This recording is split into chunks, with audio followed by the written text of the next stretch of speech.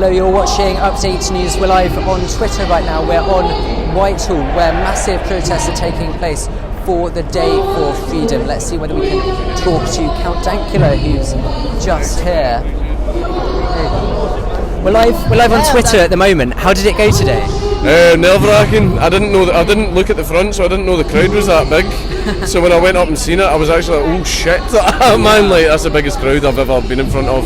Yeah. And in terms of free speech, it's important, but do you think any restrictions should be put on it in any way where it gets to the point where perhaps it's inciting violence?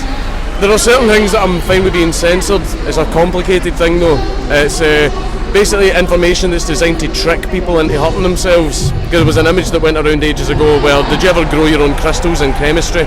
There was an image going around about how you can do that at home with these chemicals you can find in your house, but see when you mix them together it made a toxic gas, and kids could have seen that. So see how things like that are purposely built to hurt people, like to trick them into it, those things should be gone. So that's another thing that I've considered, yeah. I mean, in terms of the content that, for example, Tommy Robinson posts, do you think that it not perhaps endorses or causes violence, but do you think that it could perhaps provoke it?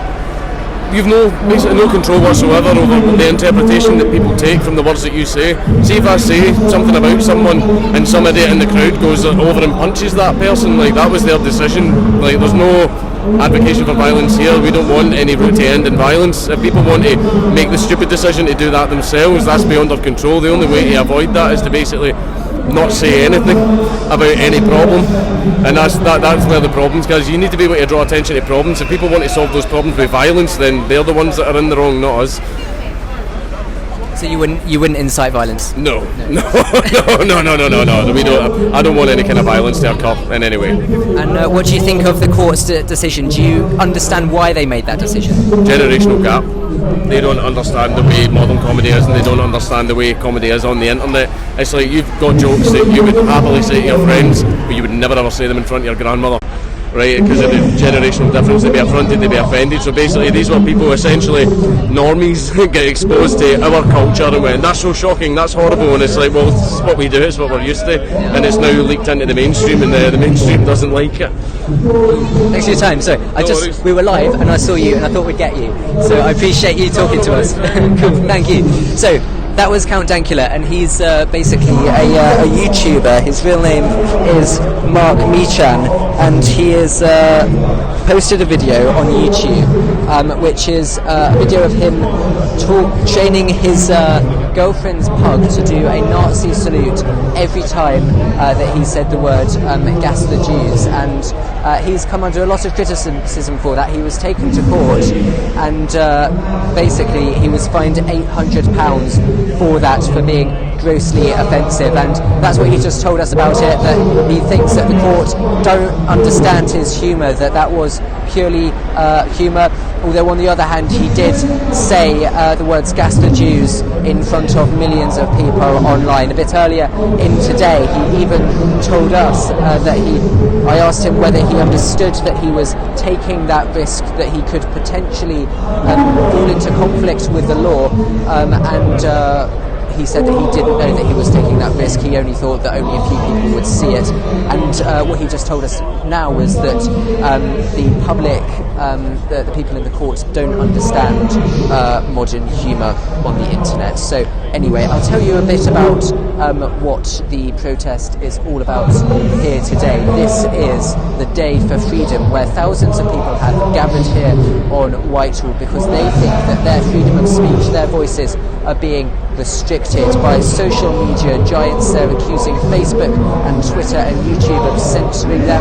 They've said, Richard, who was speaking, said first you're banned for 7 days, then you're banned for 30 days, then you're banned for life for saying one thing wrong about Islam. That's his opinion on it. There's a lot of people here agreeing with them, thousands in fact, and hundreds walked from Speaker's Corner in Hyde Park all the way over to here because of that. And a lot of people are here. Count Dankula, who we just spoke to, Tommy Robinson, the former leader of the EDL, who's also been speaking today. Plus you can just see over there Milo Yiannopoulos, who looks like he might just be getting into his car. Let's see whether we can get a word with him before he leaves, if we can.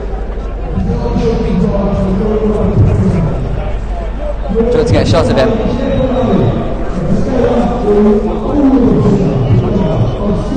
So that is Milo Yiannopoulos.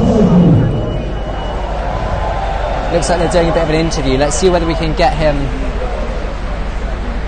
just now.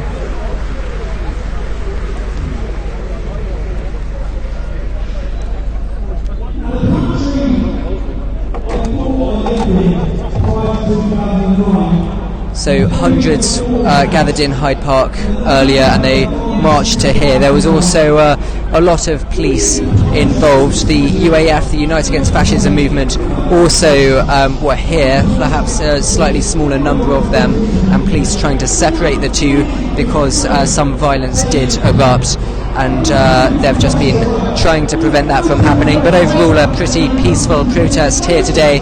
Although the people that are here are saying that their voices are being restricted, they're saying that they're not being listened to, although they are here creating a lot of noise outside Downing Street. They're certainly getting their voices heard, and it is indeed all over social media. So we'll see whether there are any repercussions from that later on in terms of whether that is removed from social media, but it doesn't look like it will be. So even the speakers saying that their voices aren't being heard are some of the most prominent, some of the most well-known, famous activists in the entire country, claiming that they're not being listened to, that their free speech is being restricted.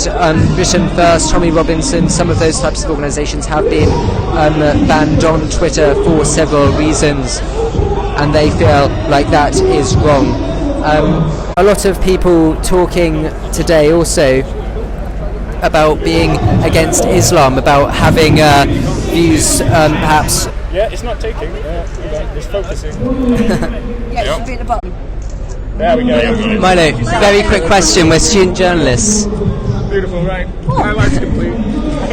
Cool. We just asked you. Hungary in January wasn't cancelled. No, I'm coming in the end of the month. Oh, okay. Yeah, yeah, like 29th or something, yeah. Okay. No, I think I'm speaking on the 29th. Okay, lovely. If you look out for it, it's the Orban thing, it's the government. Yeah, but it was cancelled in January. You were supposed to come in January. Yes, because they were worried that me being there would hurt his chances electorally. Well, we won big time. Right, so now we're good. Milo, do you think that freedom of speech should be restricted in any way? Do you think that total freedom of speech could be dangerous? I think the American Supreme Court has it about right. I think direct incitement to violence and the propagation of terrorism, probably fair enough to shut people down. Other than that, I think more speech is always better than less. What about content such as Tommy Robinson's? Do you think that perhaps, even though it doesn't cause or endorse violence, do you think it kind of provokes it? No, he's not even close to the line. Maybe he was once upon a time, but I've only known him since his, Quilliam conversion, whatever, and I think it's fantastic. And no, if Tommy Robinson can be censored because he might provoke whatever, then I'm fucked. So no, not at all. I mean, a lot of people here are saying that they're being stopped from free speech. Sorry. A lot of people here are saying that they're being restricted from free speech, but you're some of the most prominent, famous activists in the country. No, we're not. I lost my book deal. I don't have a TV show, and people much less talented and much less attractive than me have TV shows that are terrible. None of these people have establishment positions. Thank you for your time. Thank you. That was Milo Yiannopoulos live on Update News. Hopefully you could see and hear all of that. So a lot of quite famous activists here to the reason why he's here, and he doesn't want Pakistan's problem to be his child's problem. So he said that he attended a big march in Birmingham. He's part of the Democratic Football Lads Alliance, and that he made it very clear that there has been 3 major protests with official police saying over 80,000 people have attended with no arrests, saying that